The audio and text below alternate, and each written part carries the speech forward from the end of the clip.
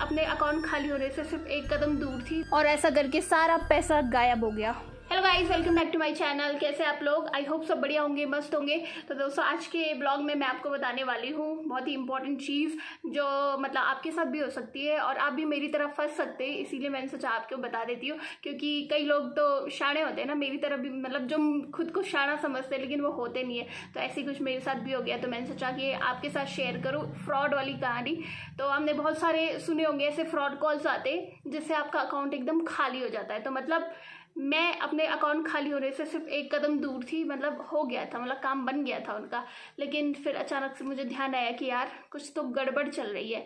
तो आज की बात है, सुबह की बात है, पापा को कॉल आया था किसी का और पापा नीचे दुकान में थे और पापा हमेशा मुझसे ऐसे काम, मतलब जो बैंकिंग के या ऑनलाइन कुछ भी काम होते हैं वो मुझसे कराते।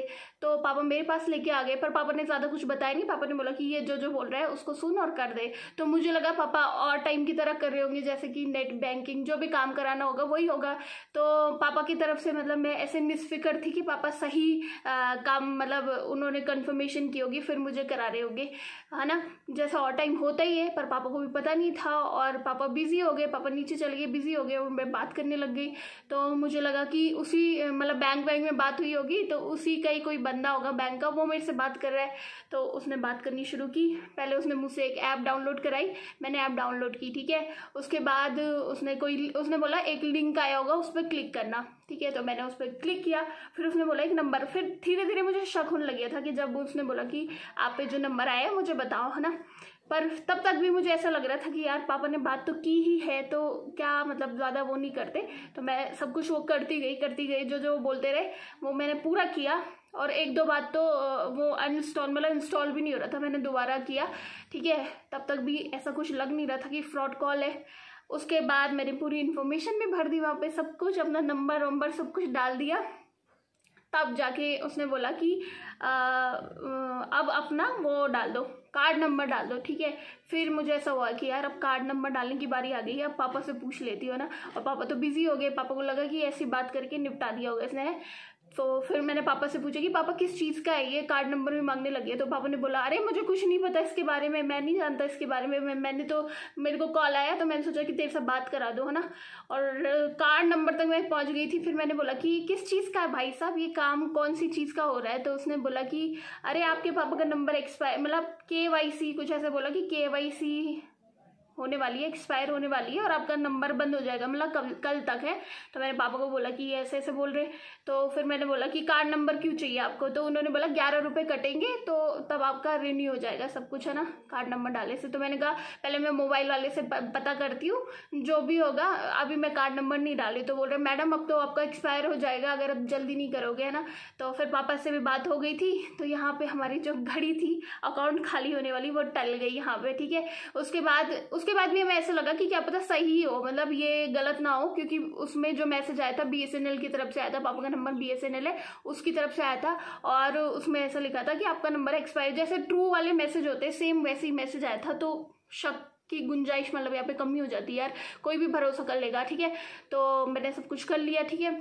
उसके बाद मैंने फ़ोन काट दिया। फिर मैंने नेट पे सर्च किया, तो जो जो चीज़ें, मतलब बहुत सारे फ्रॉड ऐसे ही बहुत सारे हुए थे लोगों के साथ, तो वही सेम प्रोसेस मैं भी कर रही थी, पूरा फ्रॉड वाला।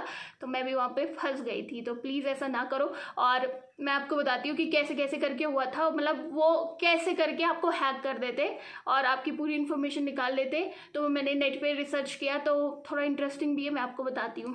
तो दोस्तों देखो एग्जैक्टली क्या होता है। ये मेरा फ़ोन है और ये फ्रॉड वाले का फ़ोन है। उसने मुझसे ये क्विक सपोर्ट जो ऐप है ना वो डाउनलोड करवाई, मैंने कर दी सीधे साधे बच्चे की तरह। और फिर इसमें ID शो हो रही है ना, उसने मेरे से ID मांगी। और ये जो फ्रॉड वाला फ़ोन है ना, इसमें भी ये खोल के उसने रखा होगा, ठीक है। एग्री एंड कंटिन्यू सब कुछ किया होगा। अब उसने मेरे से ID मांगी और मैंने, जैसा कि मैंने बताया कि प्यार से दे भी दी। तो ये ID उसने डाली होगी ऐसे करके 540, ठीक है, 170, ये उसने मांगी होगी। और फिर क्या करा होगा, ऐसा कर दिया होगा। मैं भी पहली बार ट्राई कर रही हूँ, हाँ, देखते ये कैसा काम करता है। हाँ तो देखो ये हो रहा है ना, प्लीज़ वेट वाइल कनेक्टिंग। तो मेरे पास फिर ये वाला आया, तो उसने बोला अलाउ करो, मैंने ये भी कर दिया। अभी तक भी मेरे को ऐसा नहीं होता कि हो रहा था कि कुछ होगा ऐसा। तो ये मैंने अलाउ कर दिया। अब जैसे ही जो फ्रॉड होगा ना वो रिमोट कंट्रोल दबाएगा तो इधर नोटिफिकेशन आ जाएगी।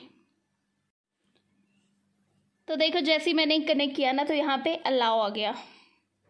अभी अलाउ हो गया।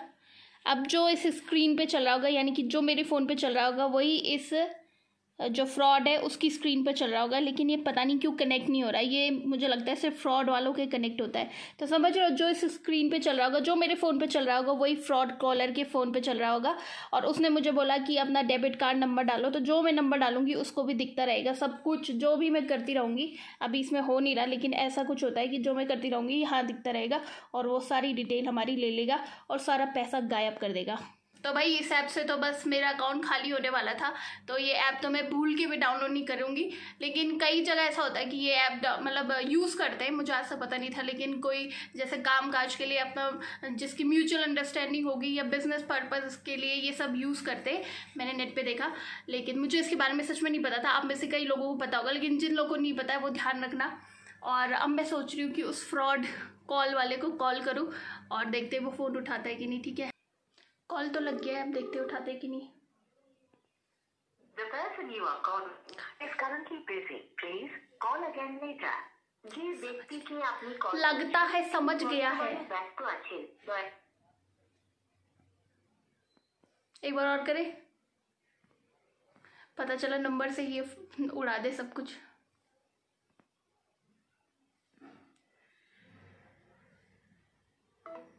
अब तो कॉल ही नहीं लग रहा।